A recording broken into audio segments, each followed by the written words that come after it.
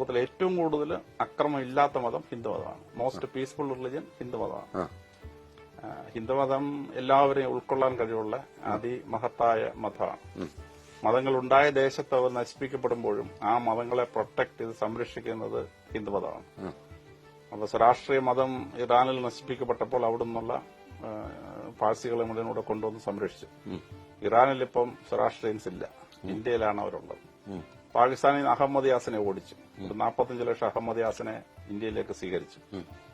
അഹമ്മദിയ പ്രസ്ഥാനം. ബഹായിസിനെ പേർഷ്യയിൽ നിന്ന് വീണ്ടും ഓടിച്ചു.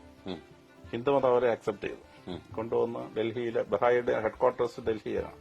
താമര, നമ്മുടെ വിമാനത്തിൽ പറന്നിറങ്ങുമ്പോൾ താഴെ കാണുന്ന താമര ദേവാലയമാണ്. ഇങ്ങനെ ലോകത്തിന്റെ ഓരോ ഭാഗത്ത് നശിപ്പിക്കപ്പെട്ട മതങ്ങളെ അവിടുന്ന് സ്വീകരിക്കുകയും അവരെ അതുപോലെ ഇന്ത്യയിൽ സംരക്ഷിക്കുകയും ചെയ്തു. ഉണ്ടായ രാജ്യത്ത് അവർ നശിപ്പിക്കപ്പെട്ടവങ്ങൾ ഹിന്ദുമതം അവരെയൊക്കെ സ്വീകരിച്ചു.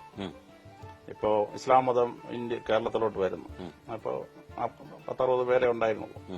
അവരെ സ്വീകരിച്ച് അവർക്ക് പള്ളി വെക്കാൻ സ്ഥലം കൊടുത്തു. മുക്കൂരായ ആളുകളുടെ ഇടയിൽ 2 ആൺമക്കളെ ഇസ്ലാം മതത്തിൽ ചേർത്തുള്ള സാമൂതിരി ഇട്ട ഓർഡർ ഇപ്പോഴും നമുക്ക് അവൈലബിൾ ആണ്, വായിക്കാം. ഇസ്ലാം മതത്തിലോട്ട് ഹിന്ദുമതത്തിൽ ആളിനെ ചേരാൻ വേണ്ടി അനുവാദം കൊടുത്തു. ക്രിസ്ത്യാനികൾ വന്നു, ക്രിസ്ത്യാനികളെ സ്വീകരിച്ചു. ക്രിസ്ത്യാനികൾക്ക് പ്രൊട്ടക്ഷൻ കൊടുത്തു, പള്ളി വെക്കാൻ സ്ഥലം കൊടുത്തു, 7.5 പള്ളികൾ വെച്ചു. പിന്നെ ക്രിസ്തു മതത്തിന് നമ്പൂരിമാരുടെ എല്ലാം വീടുകളുടെ അടുത്ത് താമസിക്കാൻ വസ്തു കൊടുത്തു. അങ്ങനെ ക്രിസ്ത്യാനികളെ സംരക്ഷിച്ചു. അപ്പൊ ഒരു ക്രിസ്ത്യാനി തോമസ് ലേഹ വന്നു. ഇപ്പൊ ഒരു 70 ലക്ഷം ക്രിസ്ത്യാനി ഉണ്ട് കേരളത്തിൽ. 10-60 മുസ്ലിംസ് വന്നു. ഇപ്പൊ ഏതാണ്ട് 1 കോടി മുസ്ലിംസ് ഉണ്ട് കേരളത്തിൽ. യഹൂദന്മാരുടെ ഇസ്രായേലിന്റെ ഒഫീഷ്യൽ ചരിത്രം, അതിനകത്ത് അവർ പറയുന്ന ശ്രദ്ധേയമായൊരു വാചകമുണ്ട്. യഹൂദന്മാർ ലോകത്തിൽ പോയ രാജ്യങ്ങളിലെല്ലാം ഞങ്ങൾ പീഡിപ്പിക്കപ്പെട്ടു.